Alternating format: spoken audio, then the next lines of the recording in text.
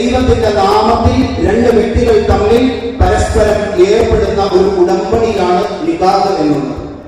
ഇവിടെ സാക്ഷിയാകാൻ നമ്മളെ വിളിച്ചു വരുത്തിയത് രണ്ട് ലക്ഷ്യത്തിന്റെ പേരിലാണ്.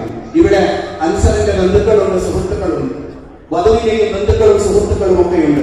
ഈ മുഹൂർത്തത്തിന് നിങ്ങളെയൊക്കെ വിളിച്ചു വരുത്തിയിരിക്കുന്നത് രണ്ട് കാര്യം ഓർമ്മിപ്പിക്കാനാണ്. ഒന്ന്, ഇന്നലെ വരെ നിങ്ങൾക്ക് അൻസർ എങ്ങനെയായിരുന്നോ അങ്ങനെയല്ല ഇന്നു മുതൽ. ഇന്നലെ വരെ കേവലം നിങ്ങളുടെ കൂട്ടുകാരൻ, അസീസാഹിനെ സംബന്ധിച്ചിടത്തോളം മകൻ, ഉമ്മയെ സംബന്ധിച്ചിടത്തോളം മകൻ, സഹോദരങ്ങളെ സംബന്ധിച്ചിടത്തോളം കേവലം സഹോദരൻ മാത്രമായിരുന്നു എങ്കിൽ ഇന്ന് ഈ മുഹൂർത്തം കഴിയുന്നതോടുകൂടി മറ്റൊരാളെ സ്വന്തം ജീവിതത്തിലേക്ക് കൂടെ കൂട്ടിയ ഒരു ഭർത്താവാണ് അൻസർ എന്ന യാഥാർത്ഥ്യം നിങ്ങളെ ഓർമ്മിപ്പിക്കുന്നതിന് വേണ്ടിയാണ്. ഇന്നലെ വരെ അൻസറിനോട് ഇടപെട്ടതുപോലെ ഇന്നു മുതൽ നിങ്ങൾ ഇടപെടരുത്. അവരുടെ സന്തോഷങ്ങൾ കെടുത്തിക്കളയുന്ന രീതിയിലുള്ള നിങ്ങളുടെ ഇടപെടലുകൾ മാതാപിതാക്കളും കുടുംബക്കാരും സുഹൃത്തുക്കളും ഈ മുഹൂർത്തം കഴിയുന്നത് മുതൽ ഇടപെടരുത് എന്ന് ഓർമ്മിപ്പിക്കാനാണ് നിങ്ങളെ ഇവിടെ വിളിച്ചു വരുത്തിയിരിക്കുന്നത്. രണ്ടാമത്തത്, നിങ്ങളെ ഇവിടെ വിളിച്ചു വരുത്തി ഇവരൊന്നാകുന്ന കർമ്മത്തിന്റെ സാക്ഷികളാക്കി.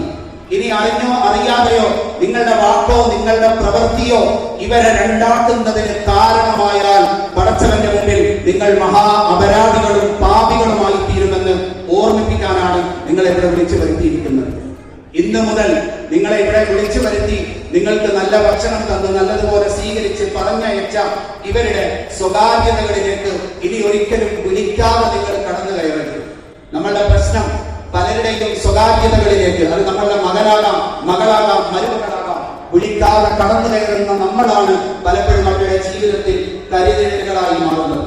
ഇനി ഒരിക്കലും ഇവര് രണ്ടുപേരിൽ ആരെങ്കിലും ഒരാൾ ക്ഷണിക്കാതെ നിങ്ങൾ ആരും ഇവരുടെ ജീവിതത്തിലേക്കും സ്വകാര്യതയിലേക്കും കടന്നു കയറരുത് എന്ന് ഓർമ്മിപ്പിക്കുന്നതിന് വേണ്ടിയാണ് നിങ്ങളെ ഇവിടെ വിളിച്ചു വരുത്തിയിരിക്കുന്നത്. അഥവാ നിങ്ങൾ ഇവിടുന്ന് നല്ല വിഭവ സമൃദ്ധമായ ആഹാരം കഴിച്ചിട്ട് വീട്ടിലേക്ക് പോകുന്നവർ ഒരിക്കലും മാറിയിരുന്ന് കമ്പോളങ്ങളിലും പള്ളിയിലും സുഹൃത്തുക്കൾ കൂടുമ്പോഴും ബന്ധുക്കൾ കൂടുമ്പോഴും ഇവരുടെ മാംസം തിന്നുന്നവരായി നിങ്ങൾ മാറരുത് എന്ന് ഓർമ്മിപ്പിക്കുന്നതിന് വേണ്ടിയാണ്.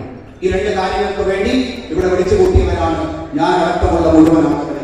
ഇസ്ലാമിലെ വിവാഹത്തിന് അങ്ങനെ ഏതെങ്കിലും പ്രത്യേകം സ്ഥലം അല്ലെങ്കിൽ പ്രത്യേക ആളുകൾ പള്ളിയിലെ ഇമാം വേണമെന്ന് യാതൊരു നിർബന്ധവും ഇല്ലാത്ത, പൂതാശയല്ലാത്ത ഒരു എഗ്രിമെന്റ് ആണ് ഇസ്ലാം പരിചയപ്പെടുത്തിയ വിവാഹമെങ്കിൽ നമ്മളെയൊക്കെ ഇവിടെ വിളിച്ചു കൂട്ടിയിരിക്കുന്നത് ഇത് ഓർമ്മപ്പെടുത്തുന്നതിന് വേണ്ടിയാണ്.